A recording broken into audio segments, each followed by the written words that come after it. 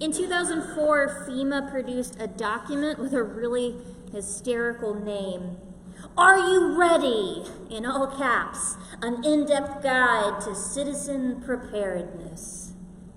In the preface, it notes that it was based on the most reliable hazard awareness and emergency education information available at the time of publication, but that it is too brief to cover every factor, situation, or difference in buildings, infrastructure, or other environmental features that might be of interest. It's huge. It's 200 pages. And advice on how to prepare for hazards I didn't even think about. Natural hazards like floods and hurricanes and volcanoes, and technological hazards like power plant failures and chemical leaks. And there's a big section on terroristic hazards, including explosive, chemical weapons, and nuclear threats. I didn't even turn the pages to what to do in a nuclear threat, because I'm pretty sure you're just all gonna die, is what it's gonna say. I'd like to think I am fairly aware of the dangers of modern life, but it never occurred to me that there was a way to prepare for volcanoes. But, we don't have to worry about them here. Yet, I hope. I don't know much about science, is what I'm telling you. But my husband and I have go bags at the ready. He's retired military and had to go to survival camp, so my survival is incredibly dependent on him staying alive. And he has an Amazon wish list of survival gear that I buy him stuff from for his birthday.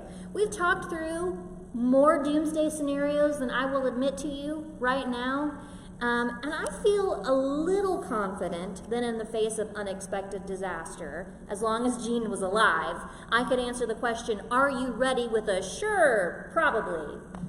That's about as strong as I can go. If Jean's dead, though, I wear contacts. If they don't make glasses anymore, I am a load on the society that exists after. So, there's a weird part of that, though, that question of readiness. I ask a question like that every Sunday morning. Right before our acolyte, it was my son this morning, walks in with me trailing behind, I check with Betty, who's our head deacon, and I say, are we ready? And sometimes she makes me stop because we have to straighten my stole or I've forgotten my microphone. But eventually she shoves me out and gives me the thumbs up and we can do worship together. But the FEMA readiness and the worship readiness or readiness is about processes, right? Do you know what to do when you get there? But there's a difference between preparing for events and preparing for presence. There's a difference between getting ready for a hurricane and getting ready to meet the Queen of England. And I think that a lot of times we treat church and worship like we're getting ready for a hurricane rather than getting ready to meet the Queen. That psalm that Brian read earlier began like this: who may worship in the sanctuary, Lord? Who may enter your presence on your holy hill? And the psalmist goes on to list categories of people who are ready. Those who refuse to gossip, those who refuse to harm their neighbors, those who refuse to speak evil of their friends. And it seems to be the implication that entering into the sanctuary, it's not about what you're wearing, it's not about who you're wearing, it's not even about the time it starts, it's not about ceremony or process, it's about the worshiper being in the presence of God. And that's real serious. You don't just waltz into that. Our author in Hebrews, which may have been Aquila, the female disciple of Jesus, stresses the seriousness of this worship moment. You have not come to a physical mountain, a place of flaming fires and darkness and gloom and whirlwinds as the Israelites did to Mount Sinai. No, you come to Zion. You have come to God himself, who is the judge over everything.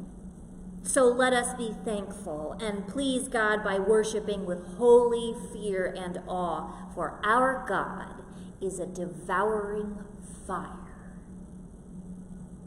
Now, I love this work, and I love our time together on Sunday morning, But it's also been a long time since I thought about what we're doing here as an encounter with the devouring fire of God's presence. Now that may be because we're not Pentecostal. We're not a charismatic tradition. I'm always ready to see you and to pray with you and to sing with you and to share communion with you, but am I really getting myself ready to enter into God's capital H holy presence in this sanctuary every Sunday?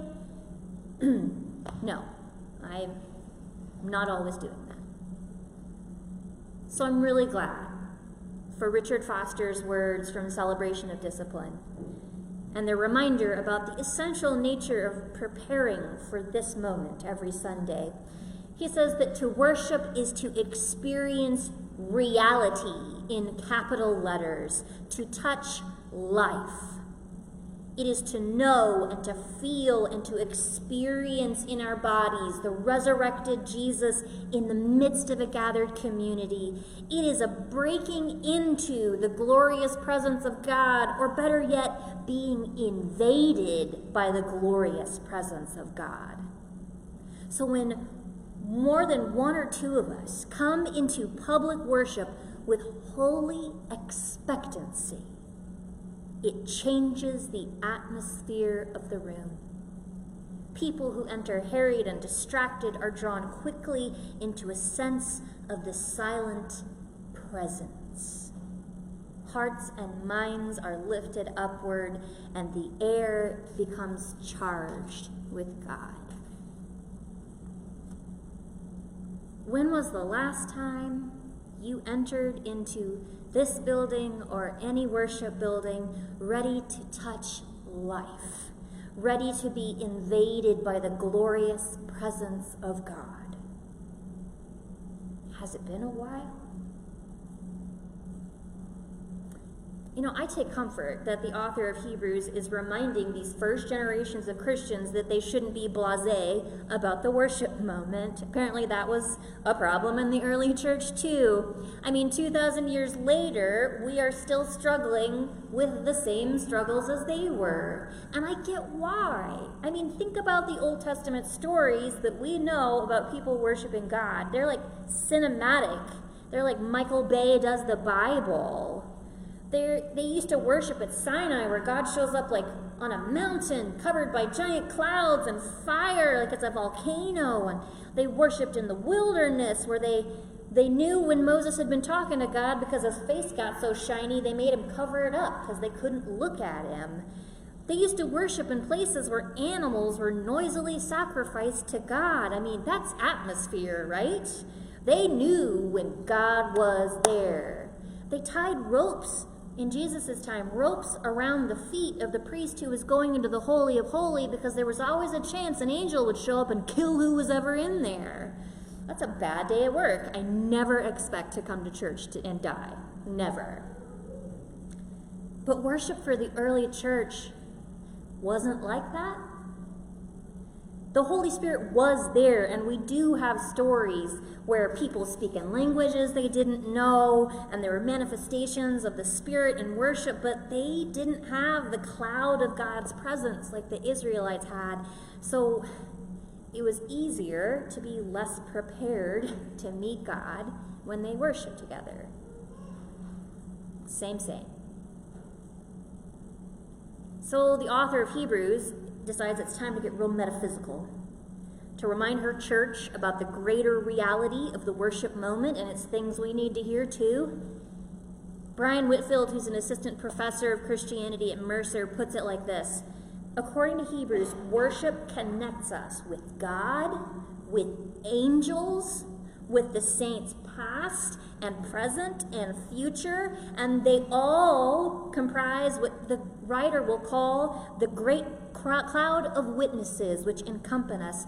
And even more startling, Jesus' mediation of this new covenant makes it possible for us to have direct communion with God. We nonetheless must approach the Holy One with reverence and with awe. The goal of our worship is not entertainment. We do not consume worship as a commodity. To worship is to encounter God, to hear God's voice, and to be transformed by it. True worship makes us aware of the impermanence of all human lives and all human institutions, and makes us bow in awe before the only thing that is permanent, mighty, and splendorous. Maybe it's just too much, though, for our human brains to hold on to that idea of transcendent, of the seemingly infinite, of the ultimate creative power, that God is present where we are. There's this really great program, it's like a video interactive thing that I found online several years ago, and it's a program all about the scope of the universe. You can start with the smallest things that exist and scroll, and as things get bigger and bigger and bigger and bigger until the whole known galaxy is in scale. And you know, your brain just stops working about 30 seconds in. Because it's too big to imagine that within us is a universe and outside of us is a universe. I mean, that's why in church we do communion with really not transcendent things like bread and juice. We remember Christ, we celebrate Christ, and we do it with stuff, because we need stuff in our hands, because we can't carry around cosmic realities without getting a headache. We try, but all of us eventually quit the philosophical discussion. So we suffuse our Sunday mornings, this place where we believe we're going to meet God, with rituals that are supposed to be like entry points. They're handles to help us get ready for the holy presence of God, but we become so wrapped up in those rituals that they become ends in themselves. And when they are the ends, we have forgotten the presence and the purpose behind them. When I was an associate minister, these many years ago, every so often during big church, I would go do children's church in our children's worship, and it was using a curriculum called Godly Play. And the children weren't allowed to rush into the Godly Play room. They had to wait outside the door, and the storyteller would go in and sit down, and the other adult would stand and help the kids prepare to go into the room. And one by one, as she saw they were ready, she would ask, "Are you ready to go in?" Once they were all in, whenever the kids got too squirrely and out of sorts again, because they always did, because they're kids, it's fine, we were trained to pause what was happening and say, "Oh, we need to wait till our friends are ready to continue our worship work." Now, Godly Play curriculum was wonderful for a lot of reasons, and it includes the seriousness with which it treated preparation into worship. After all, how can we truly hear God's good news, God's beautiful stories, if we aren't ready to hear them? If God is, like Hebrews said, the devouring fire, being ready for the possibility of that on Sunday mornings is the only way we stick around rather than run away when God actually shows up, right? You're expecting to see a volcano. When you see a volcano, you're still scared, but you're not going to run. If you're not expecting to see a volcano, you immediately run. So how do you get ready? This isn't like meeting the Queen of England. There aren't preparative protocols written for hundreds of years that everybody has to do. You're not allowed to touch her. She has to talk to you first. You know, that kind of stuff. Richard Foster recommends something profoundly simple. Live, he says, throughout the week as a child of God. Listen every day for God's voice. Every day, obey God's word. And since you will have heard God's voice throughout that week, you know that you will hear God's voice as you gather for worship. When Sunday morning arrives, enter the service early. Lift your heart in adoration and invite the real presence of God to be made manifest. If you start preparing to meet God every day, you'll be better prepared to meet God every day. If you're looking for God, you'll see God. If you're listening for God, you will hear God. If you are ready for worship, you will be able to worship. Friends, I don't have a 200-page guide for you to help you better prepare for all the extenuating circumstances of worship. What if your kids are running around? What if you're sick? What if you've lost your job? Daunting as it is to consider we are weakly endeavoring to survive the presence of the living God, the preparation for this good work isn't complicated. So this next week, I would like you to do it. I'd like you to wake up every morning and simply say, God, help me hear you and see you this week. And then come next Sunday, if you are with us, and I hope you are with us, wake up and say, God, help me hear you and see you in worship. I think we might all be surprised by how much more ready we are to meet our unfathomable God when we actually put our minds to it. And I think we might all be changed.